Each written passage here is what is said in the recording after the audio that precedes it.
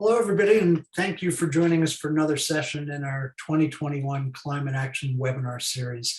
Today's session is Make the Grade, Designing to a Reach Code, and it's an hour-and-a-half long session, so we'll be running until 2:30. So my name is Bill Burke, AIA. I'm co-chair of AIA California's Committee on the Environment Education Subcommittee. I'll be your moderator for today's segment. So as you know, AIA California has developed an in-depth series focused on understanding and implementing the AIA framework for design excellence. This series will run through the end of this year and will feature monthly hour-long general climate action webinars, as well as 90-minute webinars that dive deeper into technical topics like today.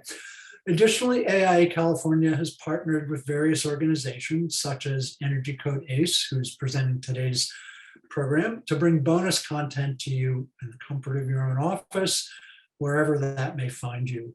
As always, webinar content and additional resources will be available on the AIA California website shortly after each session. Give them a day or two to get the recording up, but it'll be there in just a few days. So a few quick housekeeping reminders before we get started. Please use the Q&A function to ask questions for today's presenters. Don't put your questions into the chat box. Put them into the Q&A box. And then you can also like a question, so we'll see that multiple people are saying, yes, I have that same question. That'll move it up to the top of the queue. Okay, so in addition to supporting AIA California's climate action initiatives, Energy Code ACE is a proud partner of AIA California's 2021 Monterey Design Conference. MDC is coming to you this year wherever you are. Its virtual format is our way of inviting you to see what makes the Monterey Design Conference, which is the architecture treat, and why we have so many loyal attendees. Our headline speakers this year will join us from Portugal, Japan, England, Boston, and of course, California. So clear your calendars for October 21 and 22 and carve out time to focus on these amazing architects and how their work is shaping the world. Okay. Now on to today's webinar. So in partnership with Energy Code ACE, we're happy to have Gina Rada join us again today. Today's webinar is part 3 in a 3-part mini-series brought to you by Energy Code ACE. If you've missed the first 2 webinars, you'll find those recordings on the AIA California website. Energy Code ACE is developed and provided by the California Statewide Codes and Standards Program, which offers free energy code training tools and resources for those who need to understand and meet the requirements of Title 24, Part 6, and Title 20. The program recognizes that codes and standards are one of the most effective pathways to ensuring sustained market transformation, and that key to making them work well are well-informed industry professionals and consumers. Today's session qualifies for 1.5 AIA HSW Health Safety Welfare Learning Units for those watching live, and the AIA California staff will report these units for you. The session is also being recorded and will be posted on the AIA website with additional resources and a PDF of the presentation in a couple of days after today's session. So today's session will look at mechanical equipment that meets the all-electric requirements and those of the 2019 Energy Code, Title 24, Part 6, including heat pump, space heating, and water heating, and then we'll dip a little deeper into what that means for residential occupancies, including multifamily and hotel motel. I'm just going to quickly introduce today's presenter before handing things over to her. Gina Rada, principal of Gable Energy, has been in the energy modeling field since 1991. She's an instructor and subject matter expert for Energy Code ACE and the investor-owned utilities. Gina is a certified energy analyst through Quebec and a lead AP, specializing in non-residential energy modeling for Title 24, Part 6, and lead, in addition to working on many residential, single and multifamily projects throughout California. So with that, take it away, Gina. And remember, put your questions in the Q&A box. So take it away, Gina. So I do want to say, I think the description of what we were doing today that Bill just read was for our last session, where we really concentrated on what all electric is and what that means in terms of mechanical equipment, and which we emphasized residential. Today, we're going to concentrate on reach codes. What are they, where to find them, how to design to them, and how to get your design teams on board with understanding the reach code requirements. So I'm hoping everyone is here for the right thing today. If you really wanted to know more about that description that Bill provided, that is that recording for our last session, the part 2 of the part 3 series, that you can get up to speed on that. Thank you, Gina. Thank I'm you, like, Gina, for oh no, correcting me. oh no, I have nothing on mechanical I systems. apologize. I got a little confused there. So this is one more example of just how Gina's totally on top of it. And I'll get out of the way, stop confusing anybody, and let Gina really clue us in to what we need to know about reach codes. Okay, so I'm going to get started here, and throughout all of this, if you guys have questions, I'm going to pause at certain times to make sure I take care of questions. I'm going to assume a lot of you who are joining us today are understanding that reach codes are a thing in California. And I really can't remember with Zoom, do we have the ability to have people like raise their hand or do some reactions, Hillary? We can do hands raised for sure. No reactions on Zoom webinar. Okay. So, you know, just how many of you are dealing with reach codes? Go ahead and raise your hand. It's something that's happening a lot lately. And it's more and more. It's like it's a momentum that's going, and reach codes definitely had a life in the 2013 code cycle. And there it was requiring PV before PV was required, and having a 10% better than minimum. And then in the 2016 code cycle, we really didn't have a lot of reach codes that were really being adopted. But with this 2019 code cycle, it's pretty much been exclusively about electrification. And so it's not always requiring something be better than what is required by the state code, California Title 24 Part 6. It's about alternative means to design your building considering electrification. And it's really been interesting to see where that's all gone. So we're going to, our learning objectives today is about how best to balance components of compliance based on the reach code option that are available in that particular city or county you might be working in, or what might be desired by your client. And really understanding as a design team what has to be talked about early on and kept up on throughout a particular project, depending upon what pathway was used to meet the reach code options of a particular city.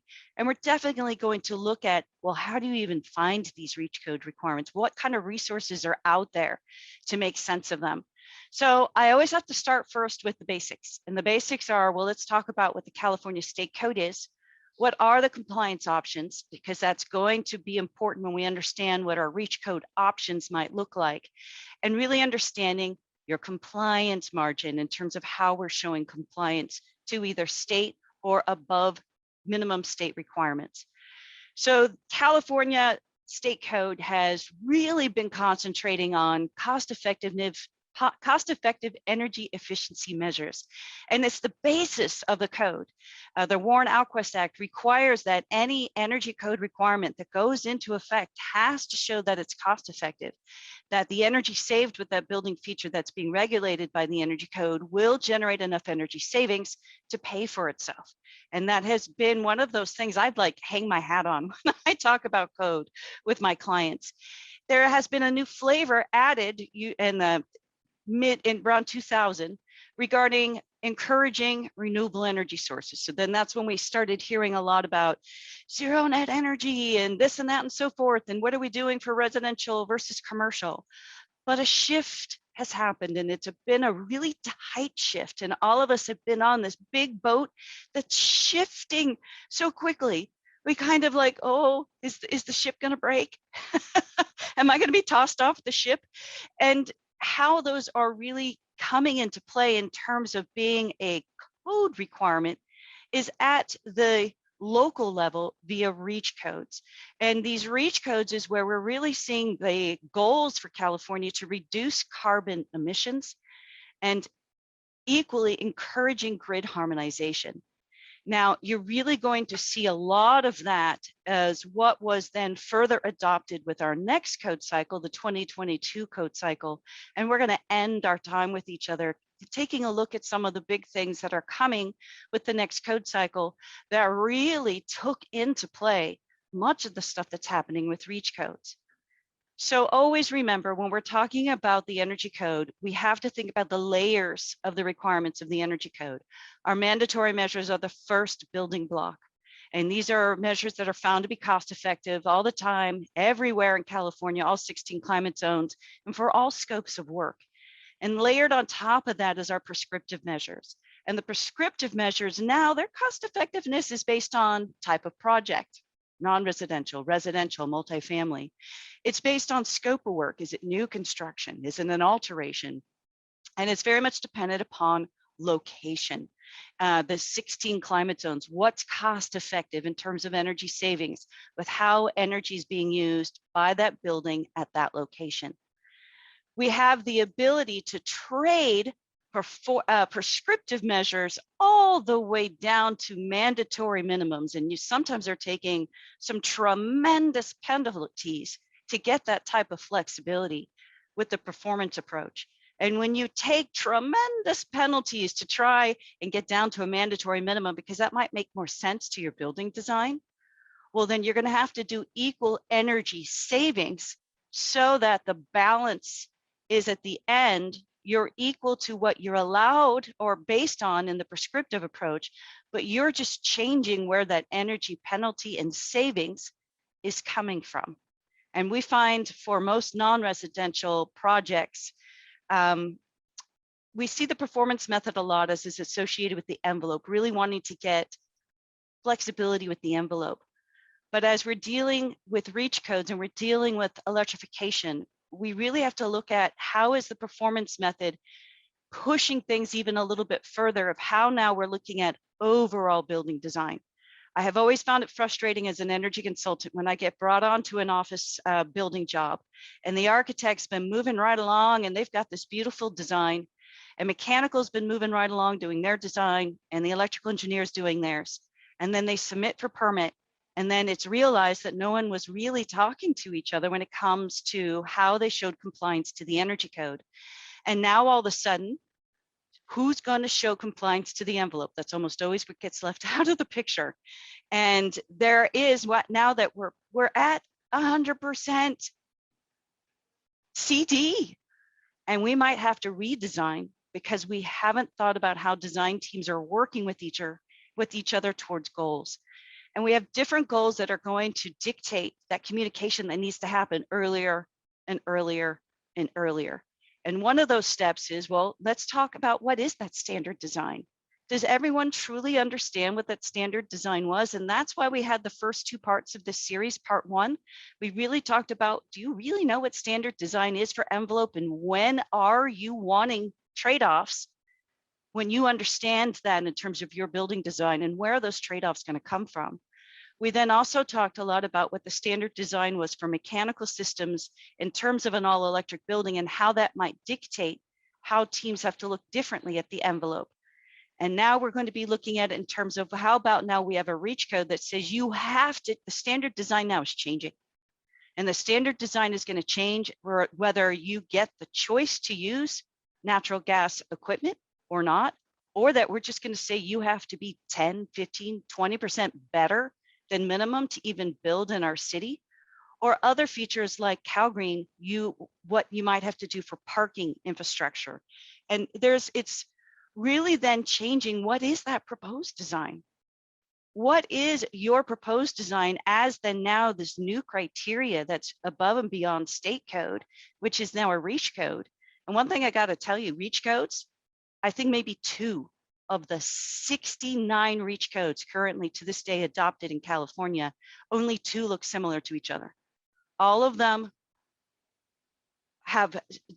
they're unique because it's to that local government, to that local city, to the local county that's adopting it, what makes sense to their area. So they're all very unique. And when we're looking at where you're grading your project, remember that's this whole part of this whole series is making the grade. When we're talking about, woof, you are not doing well and you really have to reconsider how you're designing for California, is if you're designing just to mandatory minimums, because that's way below the ability to show compliance, which to us is a C, and that's meeting the prescriptive requirements of code. You're just there. You're at 0. You know better, but you know worse than what state code requires. But we're finding there's a lot of flexibility desired by designers, and that flexibility comes into designing certain features of the building better than average so that you can get that flexibility. And where are you going to use it? And many times when we have buildings that have LEED goals, reach code goals, green point rated goals for multifamily, well, that's when you now have to start talking about a building and a project and the design team that understand what's excellent, what's an A that makes that building eligible for these programs. So that's how we're going to kind of be looking at, and that's what we've looked at this whole 3-part series of understanding how to grade our projects, potentially based on what our goals are. So how do we determine compliance? How do we understand our performance calculations? What are they telling us? Well, we have 2 different metrics. We have one metric that we use for low-rise residential projects. That is single-family homes. That is duplexes of any size. That's townhomes, 3 habitable stories or less. And that is multifamily buildings, 3 habitable stories or less. That's what we call low-rise residential.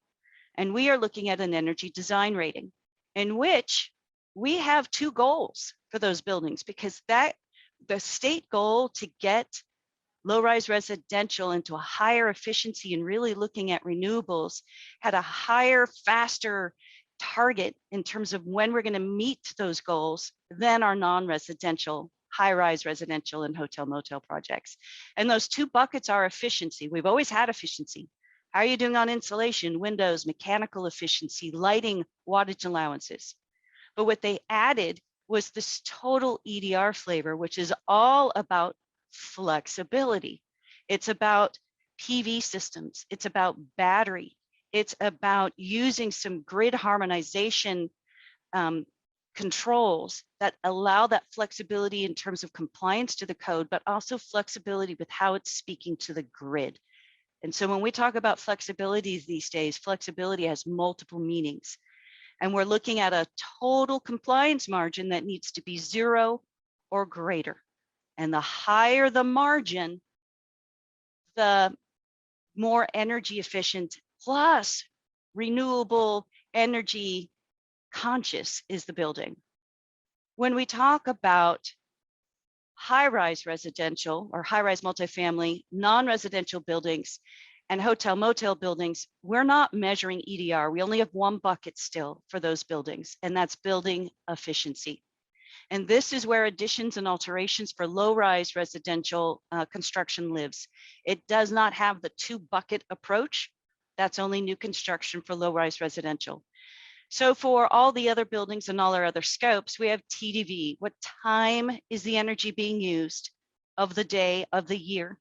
Because energy used at peak use times has a lot more value to it, because we're trying to manage the grid. We're trying to manage the resources we have in California to satisfy all of our needs. It's dependent upon where you are. The energy I'm using here in the Bay Area, here today at 1 o'clock, looks a lot different than the energy being used in Sacramento today, which they're 30 degrees hotter maybe today at the same exact time period, which is going to be completely different from the desert, which is going to be completely different from up in Eureka, where probably they might be completely fogged in, or maybe it's just a lot of smoke, who knows. So dependent on where we are, because that then also dictates the type of energy and the amount of energy we're using. And then that V part is, what type of energy are you using? What's the value of your energy, that cost? Is it electricity? Is it natural gas? Is it propane? Is it renewable energy? And all of that goes into figuring out these numbers. So I get a lot of architects, especially when you guys are going for awards and so forth, going, Gina, I need the actual energy use of the building. And all I see here is this TDV use, because we measure energy for compliance for the energy code very differently than, let's say, LEED does, that measures cost of energy. Now, this is also in which the higher the compliance margin in terms of a percentage, the better the project is doing. So when I have a percent that's better, better, better, then I'm having that much more flexibility with the project. 0 is a score of C, because that is just meeting the prescriptive requirements. Anything less than 0 is just not allowed, because that is not meeting the minimum code requirements of California. These are important in understanding REACH codes. There's a reason I really dove deep in those in this particular session, so that we can understand how we're showing compliance to many of these REACH code requirements. So let's talk about first, what is a REACH code? So a REACH code is when a local city or county, and it's typically the city council or board of supervisors, determines that their constituents want to do something different in their area. And so they will reach out to subject matter experts, and they will bring on teams. The codes and standards team does have a team that totally supports REACH codes. If you're in a city or a county that's interested in REACH codes, do reach out to me and I can put you in contact with the REACH code section of the codes and standards team that we're supporting here today, that helps cities and counties determine their best pathway. And there has to be a series of public meetings so that the public has the ability to provide feedback. And if you're in a local city or county that's in the process of developing a REACH code or might be thinking about it, keep track of your city council meetings. This is how I've been keeping track of it in many cities around the Bay Area, so that I'm aware of what my clients need to be aware of. And they have to post these meetings. And now that almost all of them are online, it makes it pretty easy to keep up on what's going on and the discussions that are happening. Now, they do still need to show cost effectiveness. Cost effectiveness is still a basic to having anything that's associated with energy code requirements in California. So that's part of what the documentation that needs to be pulled together, that then is, once it's fully been adopted by the city, goes to the Energy Commission to be approved as a local adopted ordinance that can be then enforceable at the local level. And I have to tell you that the Energy Commission has approved every single REACH code that has come to them in this code cycle in their efforts to support electrification of California. So what are the different flavors of these REACH codes? Well, one that we're seeing a lot of is a natural gas ban. And this is about, we're not bringing natural gas to a new building anymore in our city. And it can be done in a couple of different ways. It could be done through a land use ordinance. That's how Berkeley did it. That's how San Francisco is looking at adding that flavor to their city, where it's at that land use ordinance that they're saying, you don't get your land use permit if you want to attach natural gas to that property. So that's one way they're doing it. Another way they're doing it is as a REACH code. They're saying as a REACH code, you have to be all electric, and that's what's going to be allowed in our city. So there are a couple of different ways that the natural gas ban can be incorporated into a city. And that one flavor as a REACH code is the electric only. And this is then that REACH code that says, hey, all electric appliances, that's heat pump technology. I just had a project today. They're like, Gina, we're going to be building in the city. It's all electric. We're putting in electric resistance water heaters for this multifamily building, of which I go, oh, because electric resistance is a huge draw on the electric grid to produce the amount of heat needed for that hot water. And that's not what the energy code supports. The energy code supports a good, high efficient use of electricity to produce that hot water, which is heat pump technology. So any of you, if you're not comfortable or completely unaware of heat pump water heating technology or space heating heat pump technology, please take some of the many amazing classes out there. I have to tell you, PG&E and Southern California Edison are two that are really hitting hard. Some amazing classes on these particular systems and what it takes to design to them, because don't think it's just your mechanical engineer who has to worry about it, or your electrical engineer. There are space requirements and location requirements, and you'd be amazed what happens to your electrical rooms and the space needed for those when we have an all electric building that you, the architect, have to be very aware of. Go see our last session in which we talk more about that in terms of understanding the impacts of all electric on the building design. There's also another flavor called electric preferred. Now this is where they'll go, okay, if you design all electric, we're going to thank you and shake your hand. But if you want to use natural gas for your space heating or for your water heating, we're going to make you have a higher compliance margin. Now you're going to have to be 10 EDR margin. You're going to have a 10% TDV margin. They're going to make you design a much more efficient building so that you're using much less natural gas, or just go all electric, and then you can have that zero compliance margin. That's that grade of a C. So you do need to be very careful about reading the REACH code and understanding, are they saying it's electric only? And is there potentially a natural gas ban sitting somewhere else in the land use ordinance that you need to be aware of? Or are they giving you choices in terms of electric preferred, but then you need to understand what is it you need to do to show compliance? Now, many of these REACH code cities have nuances. I have found, like with electric only, typically they might allow natural gas for use of cooktops or fireplaces. I thought it was very interesting that Menlo Park allows for fireplaces, and I think it is cooking for natural gas, but you don't get to use it for space heating or water heating. So we're still bringing gas to the building, but you only get to use it for certain things. The electric preferred, a lot of times they'll have certain occupancies that might be exempt, such as a laboratory or process in buildings, depending upon if they have a lot of that in their city.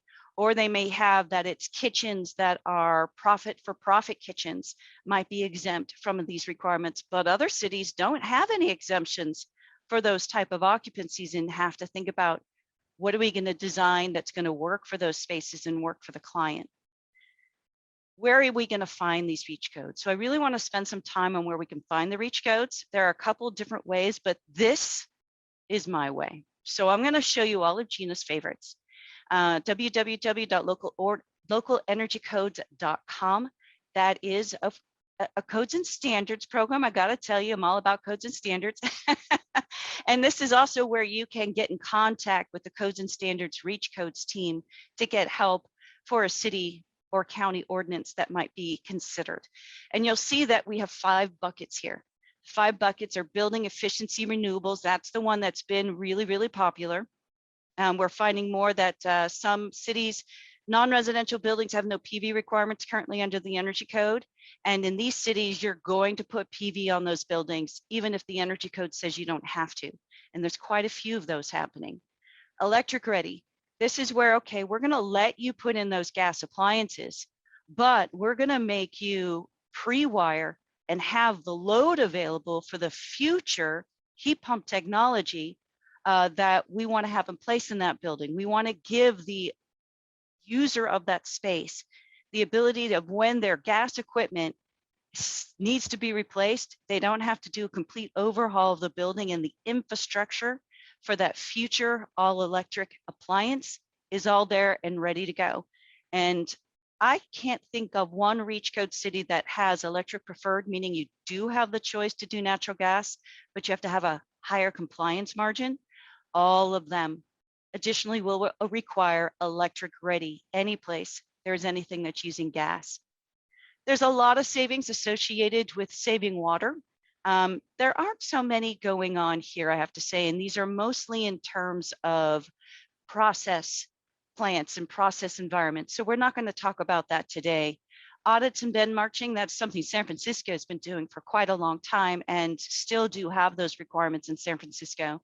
San Francisco has about 4 layered REACH codes that they have in play in San Francisco. San Francisco is one of the more adventurous cities to be able to do work because of the layers of REACH codes and local ordinances that are in play.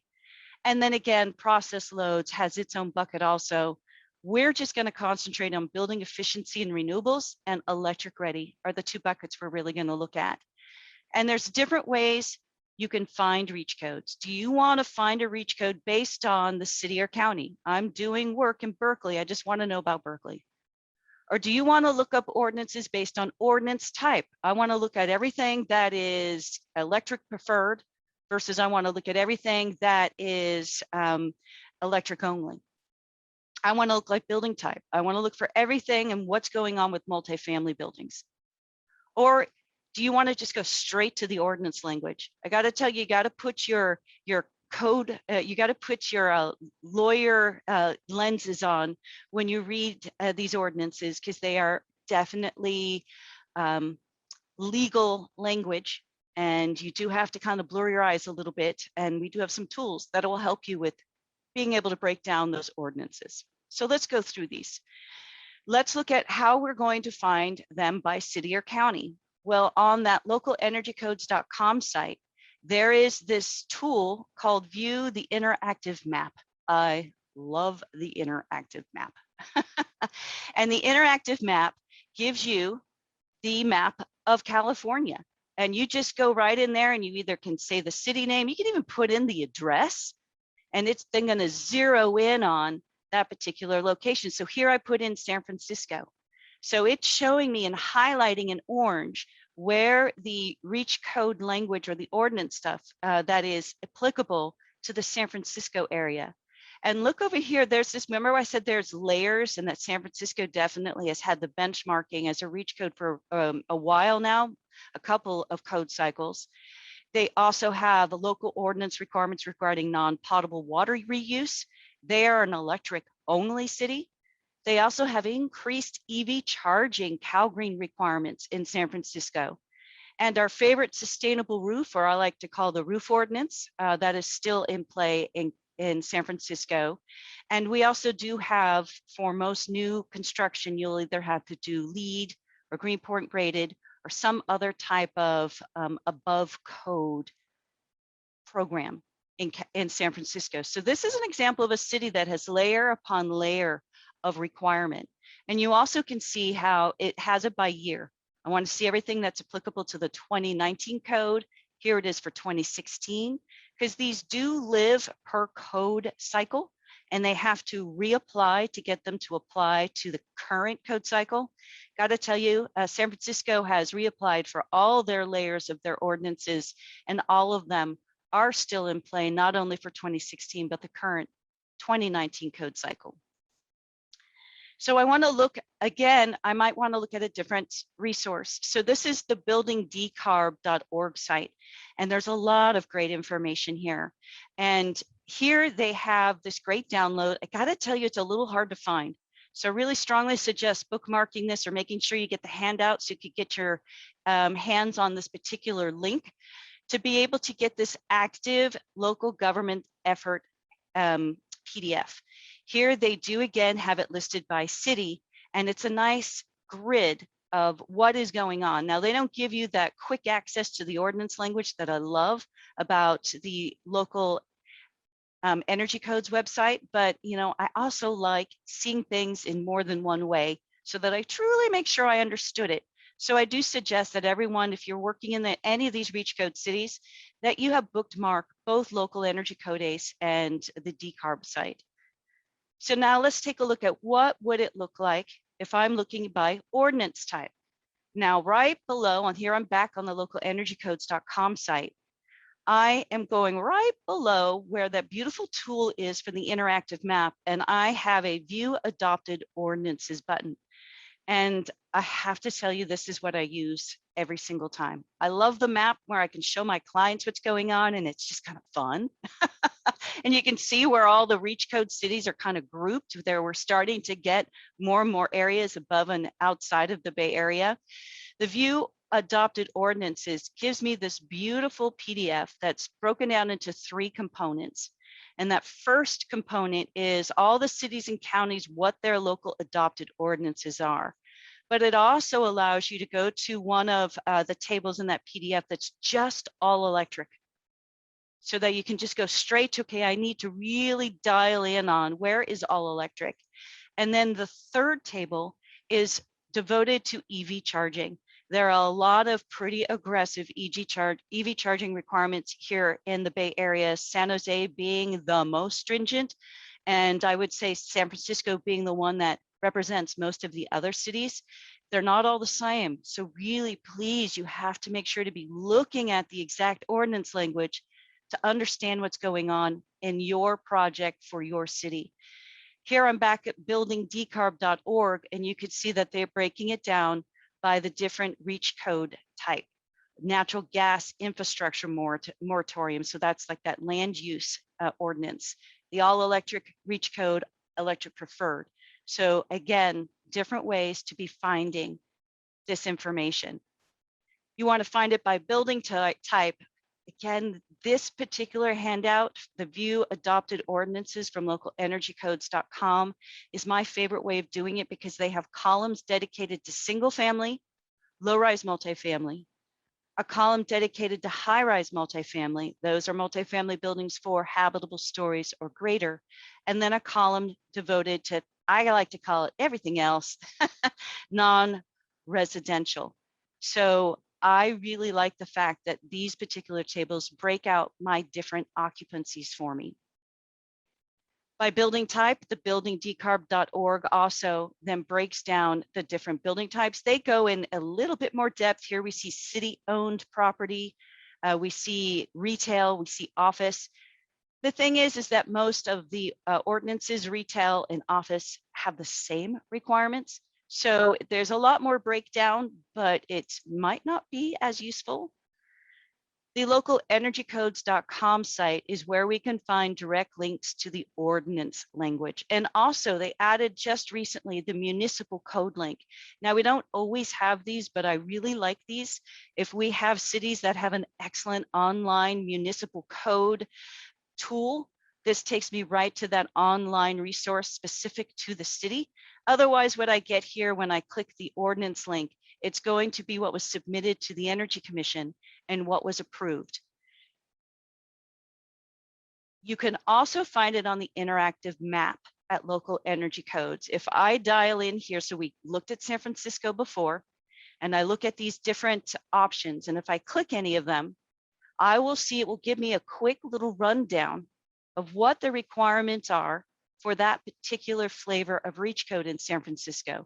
And if you go down to the bottom, you can see where I have the option to download that ordinance as it was submitted to the Energy Commission, or I can hear they gave me the municipal code sections or the staff report. And the staff report is the why behind the city adopting these reach code requirements. So there's a lot of great information here. There's also this cost effectiveness explorer that just came live on this particular website that helps you explore different design options and what has been supported with cost effectiveness studies. These cost effectiveness studies that really went into the basis of how they were able to show what was being requested as the ordinance in these particular cities will pay for themselves, and you have direct access to the different flavors of those cost effectiveness studies. So I thought I'd pause here for questions first. Bill, okay, here we go. If my county, Monterey County, is not listed on the Reach Code adopted resource tab, does that mean the Reach Code has not been adopted? What it means is that it hasn't been approved by the Energy Commission yet. And I have to tell you, there have been some cities that have kind of went, you know, we're going to do this as a municipal code requirement, which is not something that goes through the Energy Commission because it's not a reach code that's a flavor of how the Energy Code applies. It's a local municipal like land use.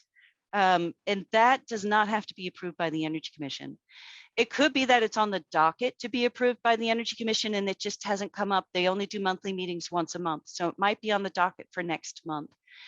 The issue is at the local level, if it is not a local ordinance and it is a reach code that is as it affecting the energy code, to be enforceable at the local level, it's supposed to be approved by the Energy Commission. So there are times in which I've had to tell clients, okay, so your city wants to do this, but they don't have approval yet. You decide what you want to do for your project regarding this. Sometimes cities will do it as what are the conditions for approval. That might be another way a lot of these requirements get in on projects is conditions for approval. And I just like to caution people, if it hasn't been approved by the Energy Commission yet, and you want to go, I don't have to do it. How do you think that's going to go over with that local city, and what that might do to your project schedule if you go that route? So, be informed. Know that if it's not on this resource yet at localenergycodes.com, it's because it hasn't been approved yet, but it might be. And you want to check with your local city how they're going about enforcing it. Is it as a land use ordinance? Is it a moratorium? Is it through conditions of approval? Or is it as a reach code as approved by the Energy Commission?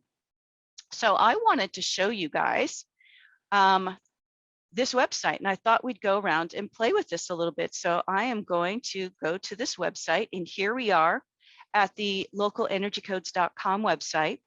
And I'm going to go down here. All this should look familiar. And I'm going to go to this interactive we can't map. see your screen share.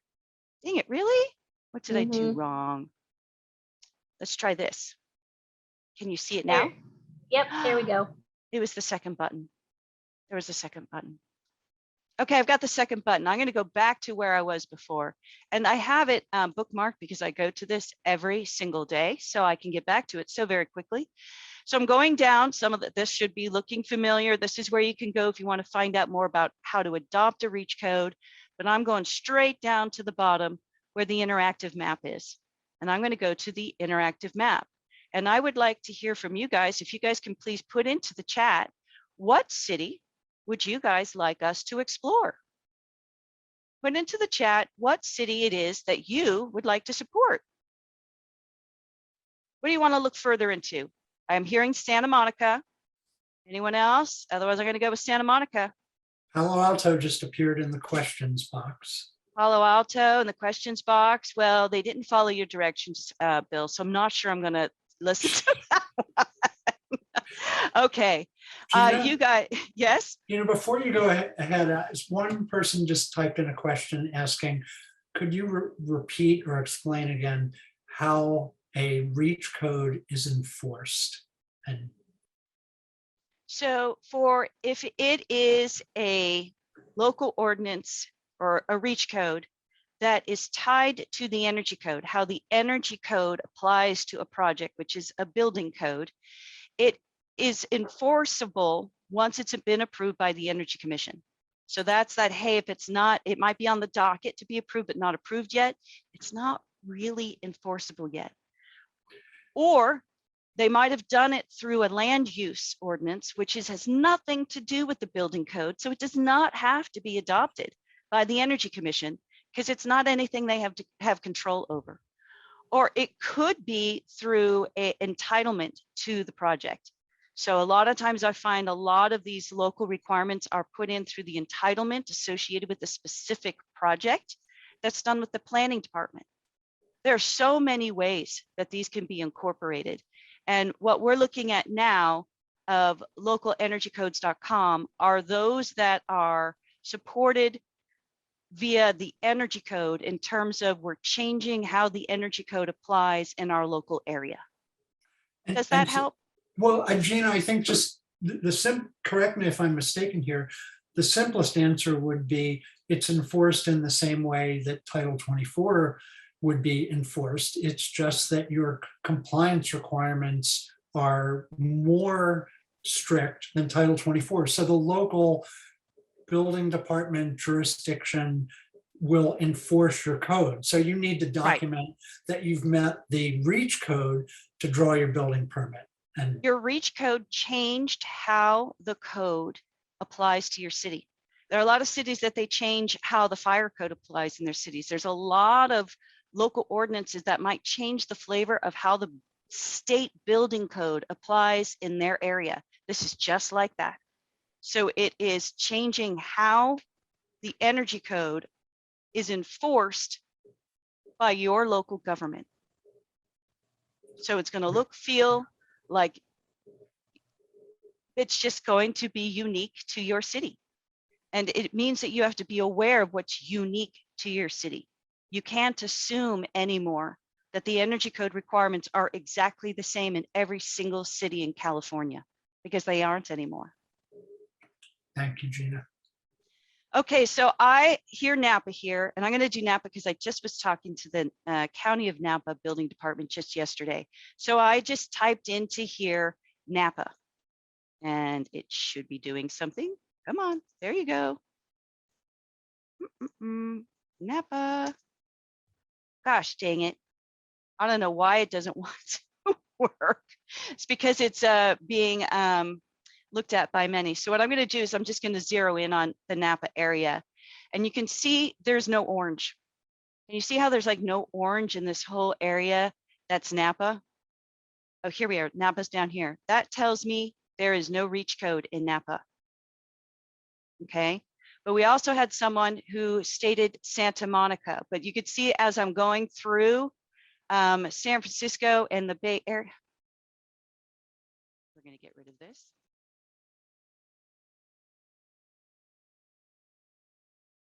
I did practice this, you wouldn't know it. So now I didn't put in a particular city, so it's showing me everything. It was just trying to show me Napa, but you can see how Napa doesn't have anything orange, but Petaluma does, Santa Rosa does, Sebastopol does, Windsor does, Hillsburg. This tells me this is a reach code. And I can like just click right on that, and it's going to take me straight to what the Hillsburg requirements are. So that's one way here to use the map. I got to tell you, usually I put in the city there and it works just fine. And we're going to go down to Santa Monica then, because that was another popular request. And I have to tell you, I'm horrible. I always mix up Santa Monica with Santa Barbara and where they are on the map. There we go. There's Santa Monica. So we're going right in on Santa Monica. Is Santa Monica orange, guys? Yes, it is. So that tells us that Santa Monica has a reach code. So we're going to go ahead and click on Santa Monica, and we're going to see that Santa Monica's reach code requirements are very similar, honestly, to San Francisco. They are, though, allowing mixed fuel. So here in Santa Monica, you can do mixed fuel, but you're going to have to be, here it's even telling us high-rise multifamily will have to be 10% better as a compliance margin for that high-rise multifamily building, and any other non-residential building will have to be 10% better if I want to use natural gas, space heating, or water heating. They also have PV requirements. I don't care if the energy code didn't require PV in Santa Barbara, you will be doing PV. They also have specific, and this Santa Monica is very unique about this. There is no other city I know of that has pool requirements in which you will do all electric for your pool system by using a heat pump water heater, or you will put in a solar thermal system if you want to use a gas pool heater. So that's where Santa Monica is unique, in my opinion, is when it comes to the pools. You also see that they have EV charging requirements. Santa Monica has got a pretty aggressive lineup of what they require in that area.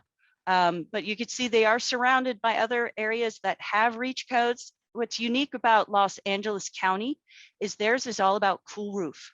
That's what makes theirs very unique.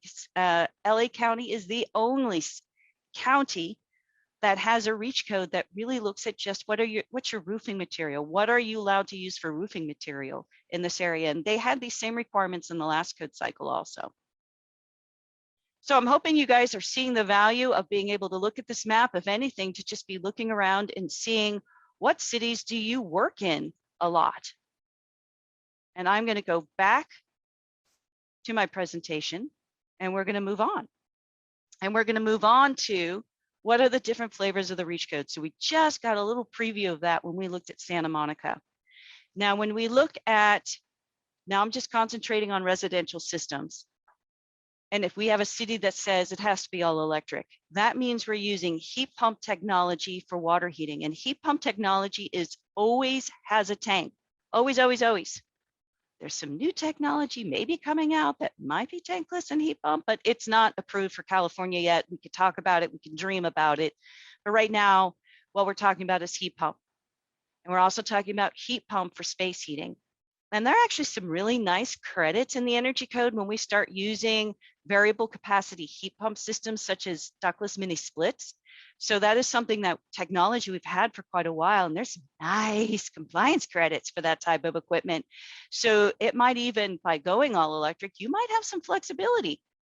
But that water heating, I have a lot of, they're like, it's an ADU, Gina, it has to be all electric. And I'm like, you need to give me space, and it can't be just outdoors. You cannot put a heat pump tank system outdoors. It just loses all its efficiency. You can put the condenser out there, but you cannot put the tank out there. And we really have to think about design. Take that previous class in which we really talk about that. When we talk about using natural gas, baseline, what are you being compared to? Is now that's where you have a tankless water heater choice, a gas tankless water heater, all electric. There is not a all electric tankless water heating system supported by the energy code.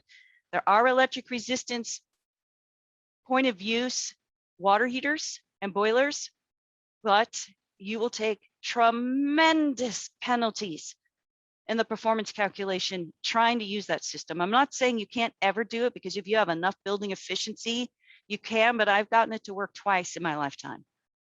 So it takes a lot of things to get electric resistance water heating to work. Electric resistance space heating is at a pretty big penalty too, not as big as water heating. So it has to be thought about carefully when we want to look at those type of design options.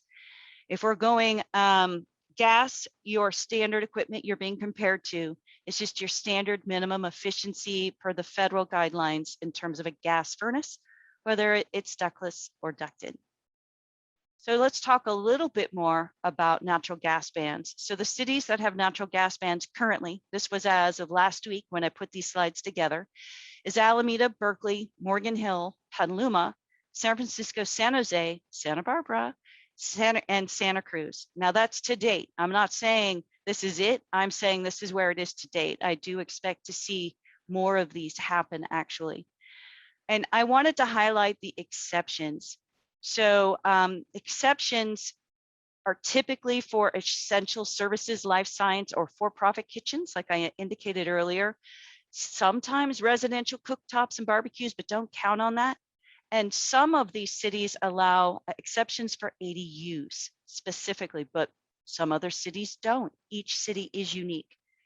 These are accomplished via the land use ordinance or environmental code amendments. So the gas ban, natural gas bans are not through how the building code applies to a city, which has to go through the Energy Commission. This is how they are putting into play their land use ordinances, environmental code amendments. Electric only. Now, this is through the energy code. This is now the energy code looks different in these cities that have electric only, in which they are requiring use of heat pump, space heating, and water heating. Maybe you can get electric resistance to work with a performance calculation, but it's really, really, really, really hard. And if you're going to put any gas appliances anywhere, because sometimes, like I say, they might have an exception for a residential stove, you will have to be electric ready in any locations of which you're putting any sort of gas appliance that's allowed as an exception. Electric preferred, you have all electric as an option. So everything we just talked about still applies here, but what they also typically have as a flavor is mixed fuel. So they're saying we prefer you go all electric, but if you really want to go mixed fuel, meaning you're going to use natural gas for space heating or water heating, then additional compliance measures will apply. And that's typically when you have to be that 10% better, like we saw in Santa Monica. So PV. There are many cities that have PV requirements, and really honestly for single family, low rise, multifamily, we already have PV requirements in the energy code. So they're saying just meet the energy code, the state energy code requirements for PV. We're not going to make you do more. Where they make you do it, where state code doesn't, is for those occupancies that the current energy code does not have PV requirements, such as high rise multifamily, hotel motel, which I don't have on here, and non-residential buildings. And many times the PV requirement is pretty low. They'll either say that the PV system has to be designed to 15% of the overall electric usage of the building. So then now you need to get reports of what is the predicted electric use of the building, which can be challenging. Or they'll say you need 3 kW or a 5 kW system, depending upon the square footage of the building. Those are so small. They're really small. They might say you have to fill the solar ready area. Berkeley is an example. They said, you know, take that solar ready area, which is 15% of the roof, taking into consideration solar access. And they're saying you have met our PV requirements if you actually use the solar ready area. A couple of cities say 50% of the roof. Woo. That's pretty aggressive. And when we think about everything we use our roof for, that's usually open space. It's usually where our mechanical systems are. There's a lot going on the roof. So that always surprises me when I see that one. And you do typically, if it's a multifamily or hotel motel building, you typically have the option to use a solar thermal system that supplements your hot water heating system instead of a PV photovoltaic electric paneled system. This is a hot water paneled system, of which there are prescriptive requirements for the solar thermal systems when we're using central systems anyway. So that shouldn't look and feel too much different. But in these cities, they're saying you don't get to trade away solar thermal.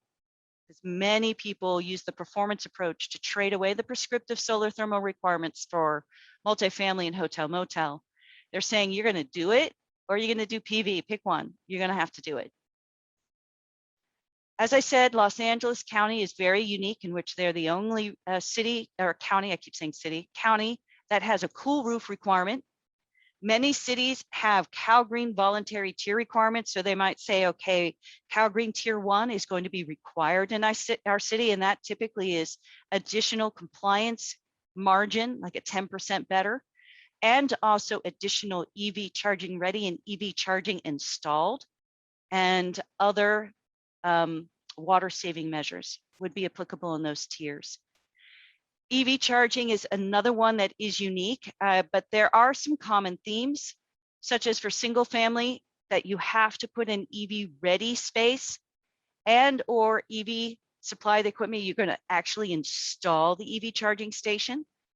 Multifamily and non-residential, it's a certain percentage. An example in San Jose, which again is the most stringent when it comes to EV charging, 10% of the parking spaces in a multifamily building will be installed PV.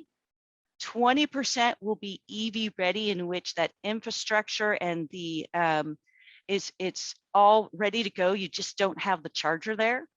And 70% EV capable, meaning you are designing the electric load for that system and you're putting in conduits to the parking stations, but you have to put some work into actually wiring through that conduit and actually getting it ready to put in that particular charging station. So usually it's based on a percentage of parking spaces. Okay, so we were looking at, and I would love to look at Santa Barbara again. And let's go here and let's go back to Santa Barbara. And what I want to ask you guys is, I don't know what type of projects you have. Gina, we don't see your screen again. Gosh dang it, gosh dang share button. There you go. And Gina, did you mean Santa Barbara or Santa Monica? I meant Santa Monica. I did That's what I thought. exactly, Okay. did say ahead of time. I do that all the time, so that I did Yes. that doesn't surprise me whatsoever. That's why I interjected. Okay. Thank you. We're just protecting each other, Bill, right? So let's take a look at all of these. Which one of these do you guys want to dive a little deeper on?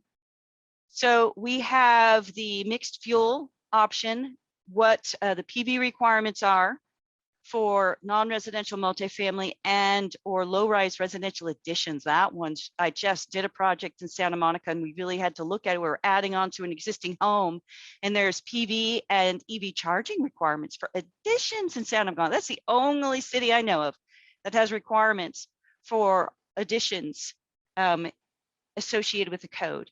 What do you guys want to look into? Put in the chat, which one of these do you want to dive a little bit deeper in? I'm hearing non-residential, please. Was that non-residential PV, Ashley?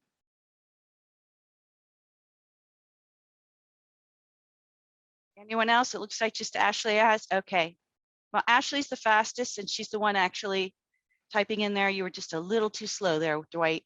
So let's look in on this.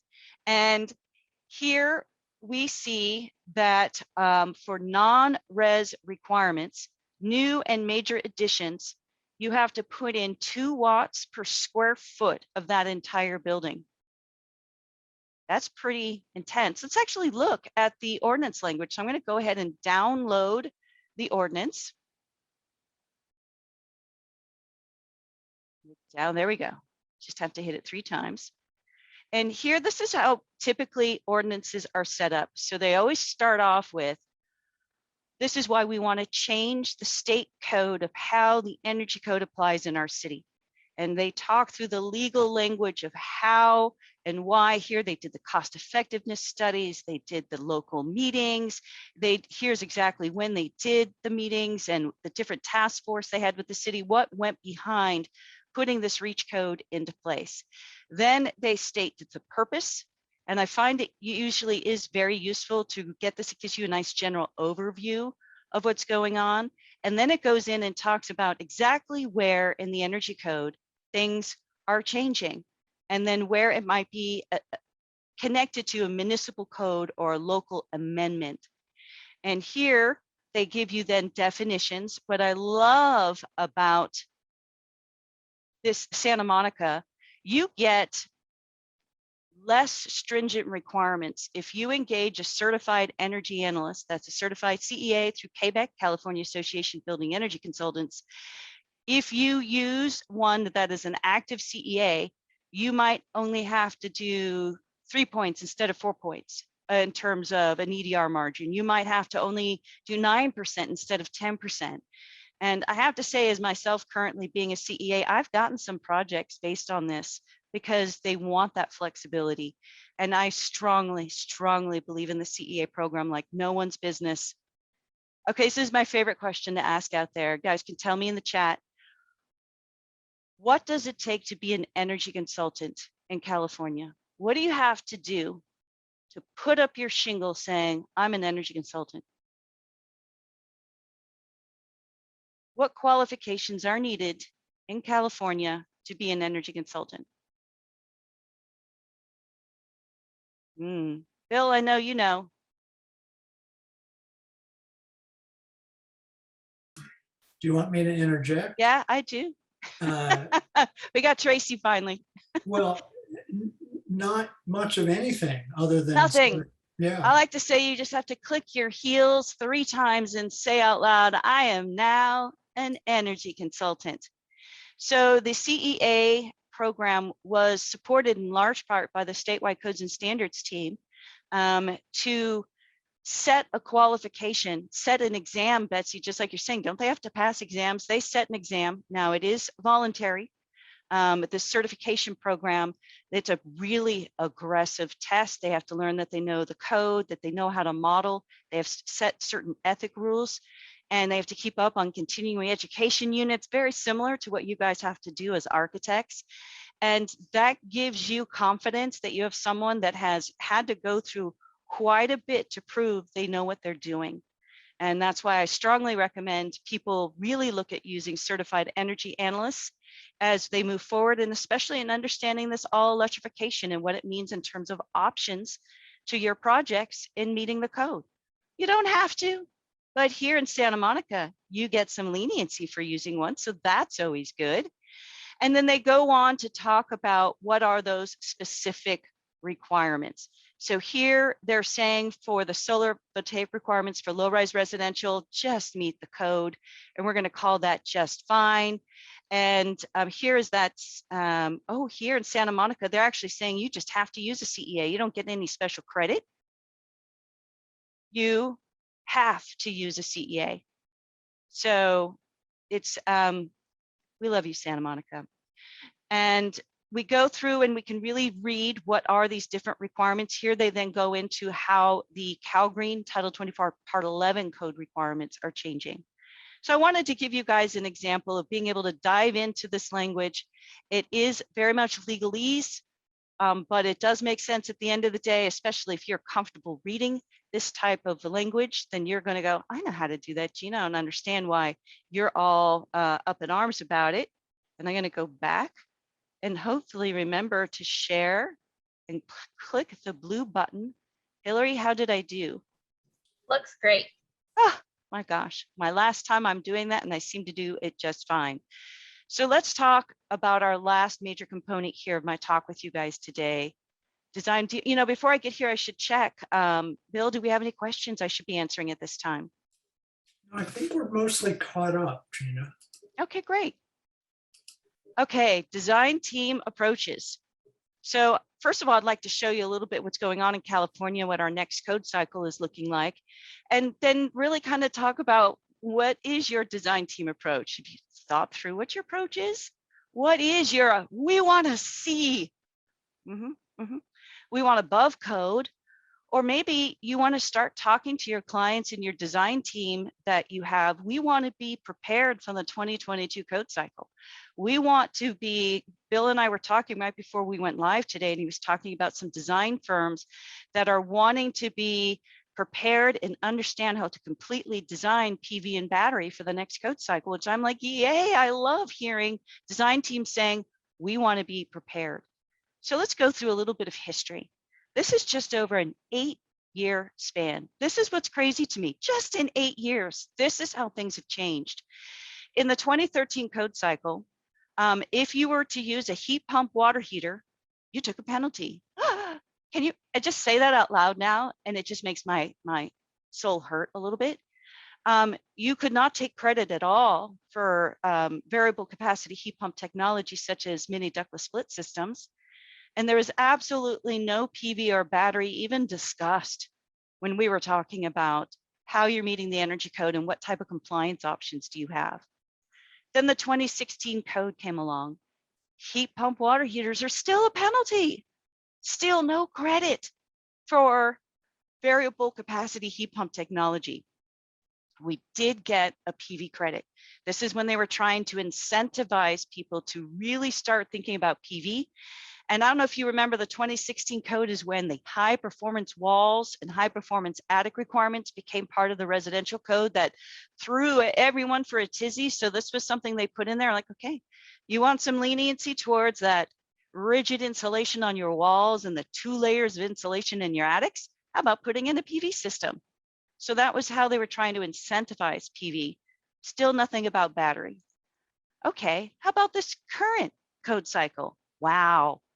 Look at the changes that happened in this code cycle. You can do a heat pump water heater with absolutely no penalty.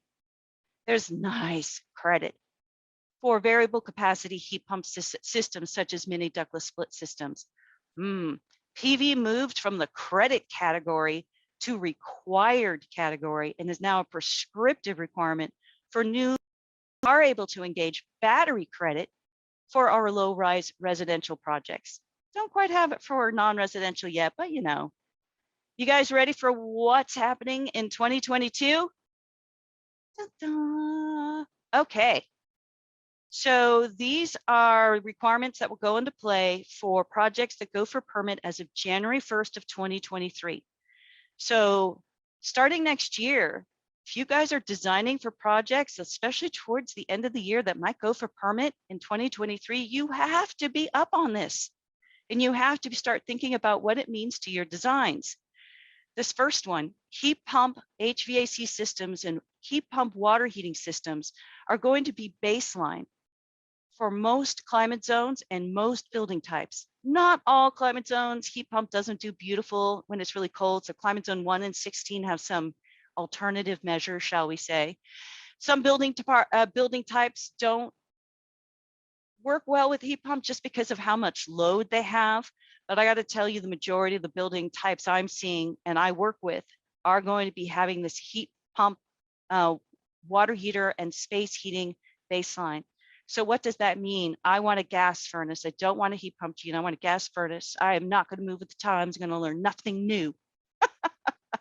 So if you, in these particular climate zones and for that building type, you will have to use the performance method because you will not be allowed to do that prescriptively. And you will take a penalty for using a gas furnace because you're being compared to a heat pump system. Is that really where you want to give up some of your flexibility in terms of your design options? PV will be required not only prescriptively for single family and low-rise multifamily, but also for high-rise multifamily and many other non-residential building types. That's a big jump. We didn't even get it for credit for non-res, and now suddenly it's prescriptively required. Whoa! Battery ready will be required for new single-family homes. Battery will be required to be installed if PV is required for high-rise multifamily or non-residential buildings. Oh, for low-rise multifamily too. So multifamily and non-residential buildings in which you're required to put in PV, you will also be required to put in battery. That was a big jump. We bypassed the whole compliance credit, making it a soft cushion for the industry. We need to make changes fast. That's what this entire series is about that you guys are attending right now. We need to make changes now. Source energy will be measured. That's what we used to measure way back in time. I don't know if you guys can tell how much gray hair is here, but I've been doing this for a really long time. And I remember when we were measured in terms of the type and how much energy we were using. We shifted to TDV in the 2000s. And now what they're doing, they're still not getting rid of TDV. We're still going to be measured in terms of building efficiency of time, dependent upon where, which is dependent upon the value of the energy source being used, which is even more extreme now that our baselines are changing. But you will also be measured on the type of energy you're using. And you're going to be taking some measurements in terms of the loss of efficiency associated with getting that particular energy source to your building. Who's ready? Anyone ready for all of this? I know there's some companies who've been doing this ahead of time. Anyone in the chat says, yeah, Gina, we're doing all this already? Not seeing anyone here put in the chat. Jean Davis is saying not yet, but the fact that you said not yet tells me that you're thinking about it and working on it. And that's what this series is all about here with AIA California and with your local AIA chapters. I cannot tell you enough how to get better prepared. Let's think about our design team approaches. We want to meet that bare minimum. We all have those clients. We do. We have those clients who just have the money and that they just want, I mean, think low income multifamily. We're trying to do so much with so little, and we need to give them as much flexibility. Again, I'm going to keep saying that word flexibility. Make sure that you are keeping up with localenergycodes.com and any local ordinances, such as the land ordinance, use ordinances, or other things that might be happening in your cities regarding electric only, whether that's a gas ban or electric preferred. Now, what's the bonus? What's the plus for these cities that have electric preferred, whatever? The compliance margin doesn't have to be any greater than 0. There's no additional measures that are needed in terms of building efficiency. And that could be a blessing sometimes. You got a lot of glass, so on and so forth. A 0 might be a blessing in terms of flexibility. The negative is you have to rethink your strategy when it comes to space heating and water heating. And you can't just think that whatever you gave room for architects for a gas system is going to work equally for an all-electric heat pump system. No, please take some of these amazing classes that are available and understand how these systems need to be supported with the building design. Electric preferred, well, the plus for that, you do actually have the option of using gas, but you will have to have a higher compliance margin. Your building will have to perform better. You want to be at above code. You have LEED for homes, green point rated, or incentive programs. There's some new incentive programs coming out by the utilities that's replacing the Savings by Design program. You might want to start looking into some of those. You have to meet some REACH code requirements. So really looking at and understanding what are all the different components. So we talked about these REACH codes that have PV requirements. Well, if you have the choice about what system, whether you're going LEED, whether you're going green point rated, et cetera, and you get to choose, knowing that PV is a double dip credit for LEED, you get credit in terms of your energy efficiency and you get credit in terms of renewable systems, and you had to have it anyway. Oh, and that's like more, that's a triple dip in terms of looking at these requirements and seeing what buckets they'll fill. And that might help make that decision of what system you're using or what type of mechanical systems you're using over another. Please do be aware about the EV charging and its impact to the electrical infrastructure of a building, and making sure you have enough space and capacity to support whatever those EV charging requirements may be. You want to be prepared for 2022. Many of these REACH codes look and feel like the future code is going to look like. Remember, we saw PV requirements, we saw heat pump as what is being required in those areas.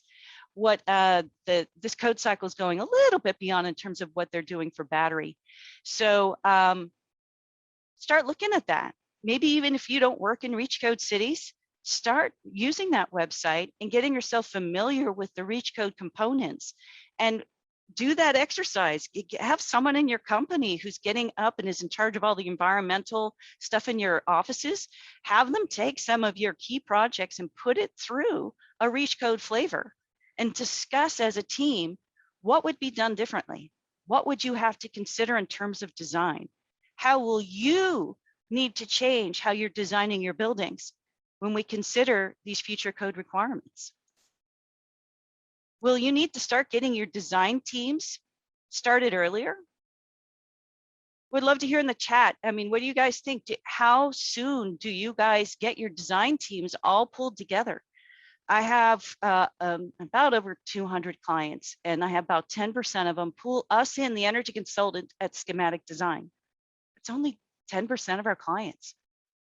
When do you guys start thinking about how you're mapping out that building as meeting some of these requirements, and how are you going to go about doing it? I'm seeing here Tracy is saying we recently had a tough discussion about a project in construction, where the client wanted to prepare for switching to electric in the future. And Tracy, it sounds like you guys figured out why you need to start thinking about this earlier and earlier in design, because those goals stop dead when they realize the impact on service and panel size. It can't be something that's tagged on to the end of a project. You just can't, because you're not going to be successful, and you're always going to go over budget, and it's never really going to work well out in the field. When do you think you should bring on the energy consultant moving forward? Does anyone want to answer any of my questions here? You guys are being awfully quiet. Okay, Gina, I will comment. You know, one thing I've been saying to people for a while now is that if you have been doing your Title 24 compliance runs relatively late in the process of, you know, design, and you should be talking to your current compliance modeler or compliance consultant about what services could they provide early in design. And I said, if they tell you they don't provide early design services, look for another compliance consultant. So I'm, Yeah. you know. Well, Dara wins on the earliest conceptual design. I have been brought in a couple of times at conceptual design, especially going to the planning department and talking potentially about the complexities associated with the specific projects. And that is something certified energy analyst through KBEC, energy consultant can be really thought of utilizing, of what do we need to think about in conceptual design. Usually at that point with my agreements, I'm like, let's put a couple of hours on the books for you and make sure to include me when it's appropriate. But honestly, schematic design, and I'm hearing a lot of you in the chat saying schematic design, schematic design. Here's someone, when you sign the agreement with the client, excellent, so that everyone is clear on their role. I find sometimes who's doing what gets really confusing. So we typically, who's usually doing the modeling? The mechanical engineer is doing their modeling. They're doing it for their load calculations, and they're doing it for various reasons. They might also be doing it for energy compliance, but they might not. Don't assume, confirm.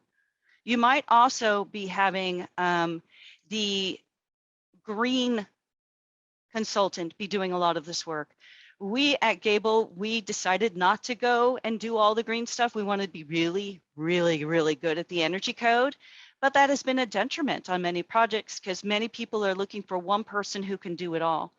Here at Betsy's using the Cove tool in-house from day one. That is a tool. I don't personally use it, but I think designers really should be looking at that. Look at the Cove tool. It's one of a few modeling software options out there that are meant for architects, and it's meant to really speak to what they need to be considering and the options you have. It's so flexible and checking out different things. And I got to tell you, the incentive program that's coming out that's replacing Savings by Design has tools like that that are very, very similar. So Bill, how are we doing on questions? We have a couple. Someone wanted to know how does propane on site do under, is it same penalty as natural gas? You were saying that now it depends. So yeah. You notice I very carefully constantly said natural gas, natural gas, natural gas. There are a few cities that have included language not just for natural gas, but also for propane, or that they allow propane for very few things. So just be very conscious of your reach code, read every word of the language, or have that energy consultant on board that can help you understand what are the things that are allowed and what are the things that are not allowed. And because we have a lot of clients, they like to they have their open space that's up on the roof, and they usually have like an open pit, a fire pit. And typically those are done with natural gas. Some cities are allowing you to do that with propane. Some cities are not. So it's one of those things, really have to be considering. Okay, I'm going to go on and wrap us up with where to go for more information. So find resources. There is so much out there right now. And you can see number one here, look for training at your local utility training center. They are beefing it up, and they are really putting out some pretty amazing classes out there. I'm as busy as all of you, and taking classes is hard. It's really hard to find the time to take classes, and I've taken a lot in the last 6 months, mainly just to check out what's out there. Are they saying what they should be saying? And I've been nothing but impressed. So please check them out. Look at these recordings that were available through your own AIA Climate Action Series. You have a leg up just there with the fact that you're part of AIA California. There are lots of design guides out there. The Building Decarb Coalition has a design guide out there that I showed you their website. I showed you some of the stuff they have on their website. They have some great stuff. Peninsula Clean Energy Technical Assistance is another one I've thought has been great. A lot of people love the Redwood Energy Pocket Guide. So there's stuff out there, and I'm not saying these are the only ones out there, and I'm not even wanting to say I'm endorsing these. I'm giving you a flavor of some of the stuff out there. All you have to do is Google. Here's some great stuff. Look at all these topics that Building Decarb has. So many amazing topics that you can start diving deeper on. Local incentives and rebates. I've been talking a lot about some of the new incentive programs that are coming out. So your investor-owned utilities, PG&E, SDG&E, Southern California Edison, they have SCE, they've got some great all-electric incentives, I gotta tell you.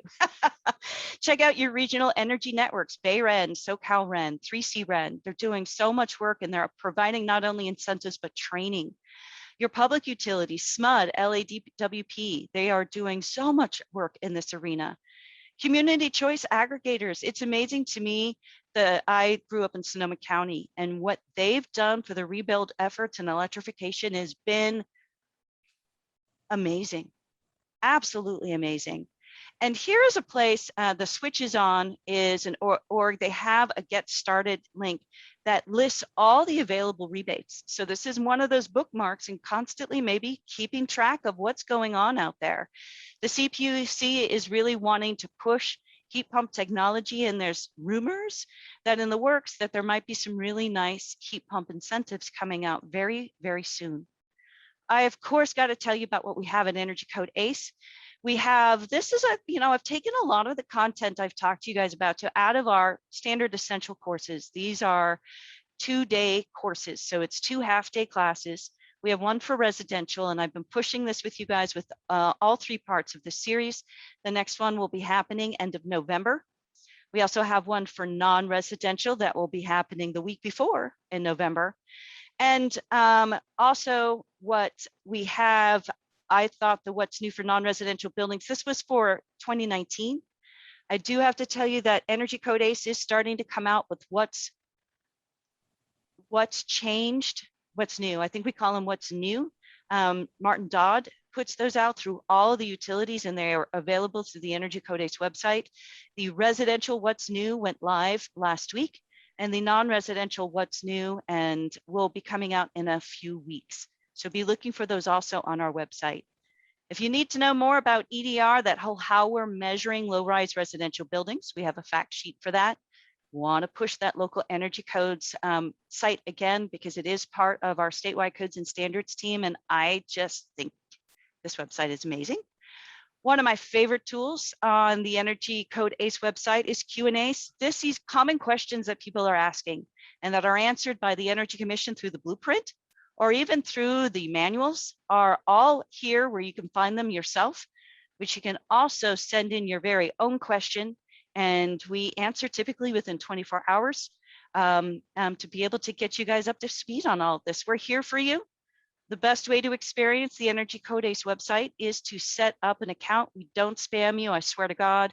You do get to say, I want to hear about classes only, maybe about for the architect, so that you could set up exactly when you're going to be talked to. But this helps keep track of what you're doing on our website, such as any self-study courses that you have taken. I want to thank you so much for having me here. You can reach me through decoding.request@energycodeace.com. Jill Marver is my manager at PG&E, and she has helped me bring this to AIA California. And you can always get to Energy Code ACE content and contact list, and there's everyone and who you might want to get a hold of through the Energy Code ACE program.